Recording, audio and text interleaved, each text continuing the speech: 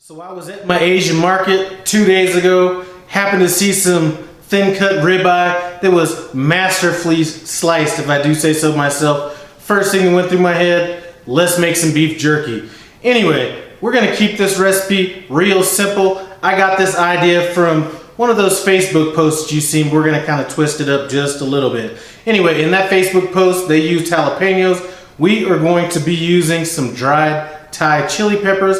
I would have used some fresh ones, but I bought so many of them that I dried some out, so that's what we're gonna be using. Anyway, come on in and take a look at this thinly cut ribeye and the ingredients we're gonna be using to hook up this beef jerky. Now I happen to be making just under 1 1/4 pounds of this jerky. This recipe will be good from 1 pound up to about 3 pounds of jerky.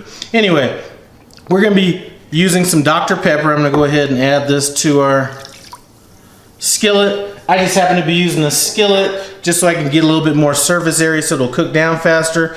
I have 1 teaspoon of garlic powder, 1 teaspoon of onion powder, 1½ tablespoons of Worcestershire sauce. Now if this looks a little bit different than what you're used to, this is a Cajun Worcestershire sauce. And as far as our Thai chili peppers go, that's going to be to taste. You know, these are semi-dried out. I'm in the process of drying some more out, but that's going to be to your taste. I'm going to go ahead and add a lot of it. This is probably about a ½ cup of those. And we're going to go ahead and cook these, or cook this entire amount down. Excuse me, dang, that is getting a little, you could tell it's spicy. We're going to reduce this by half. So we've reduced this down. I'm gonna go ahead and let this kind of cool off before we go ahead and add this to our meat. Now I'm not sure if you had a chance to see how beautiful this meat looked earlier, but we're gonna go ahead and add this to our bowl. This is already kind of cooled down, so let's go ahead and just add this to our bowl. And we're gonna go ahead and add our Dr. Pepper sauce into that.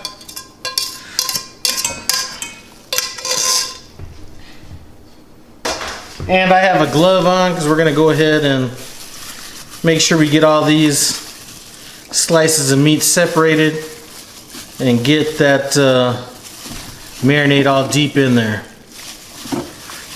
And then once this is done, I'm going to go ahead, put some saran wrap on it and let it marinate overnight. So we're gonna have a good 10 hours for it to marinate.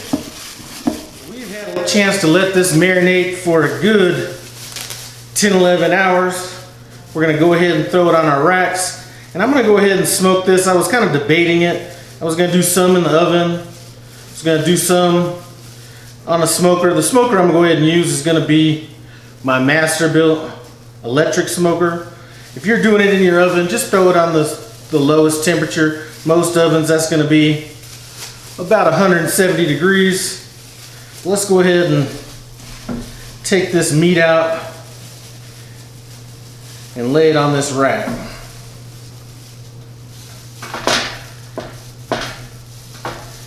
And this is some super thin meat right here.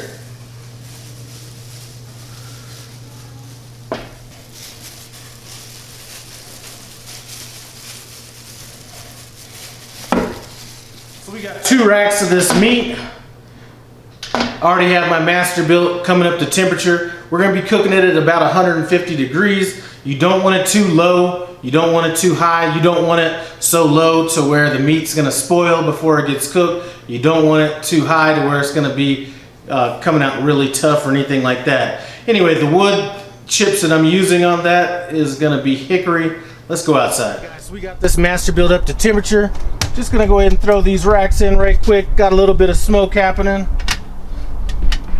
and I'm only gonna use this one. I'm not gonna keep filling up this smoke box. I just don't want it to get too overly smoky. So we're gonna cook these until they dry out and look like jerky. We've had these cooking for about an hour, and let's just kind of test them out. They're still a little bit soft, but you can tell they're starting to kind of tighten up a little bit. So I'm thinking this is probably going to take about another 3 hours. Like I said, we are not adding any more wood to this. It looks like the wood chips that I did put in have kind of exhausted themselves, and I don't want this to be overly smoky. I don't want to be burping up smoke for the next 2 days after eating this, so we're going to be good to go. Let's go ahead and shut it down.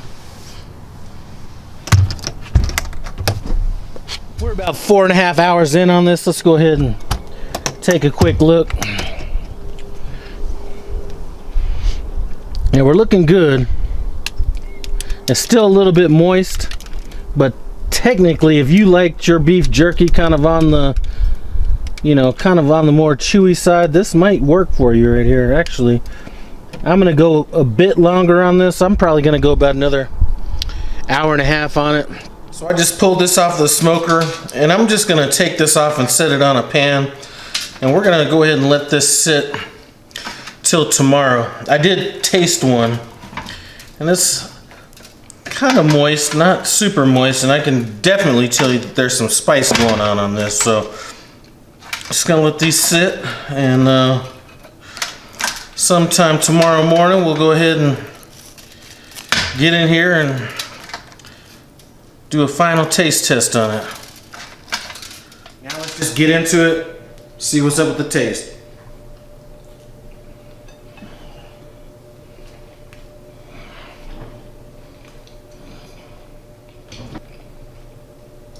Flavor's good, not over smoked, but just enough smoke. I'm gonna tell you what, as much as I love peppers, this probably is on a scale from 1 to 10 at about a 7.5. Definitely bringing some heat. I might not add it this much heat next time, but you know what? It's definitely one of those things that you're only gonna want to eat 1 or 2 pieces of, because this is definitely spicy. Anyway, I do like that little essence of flavor that's how hot it is, that Dr. Pepper is bringing through. So I'm glad that I tried that out for the first time. Anyway, thanks for stopping by No Hippie Barbecue. I appreciate it. Comment, subscribe, and I'm out.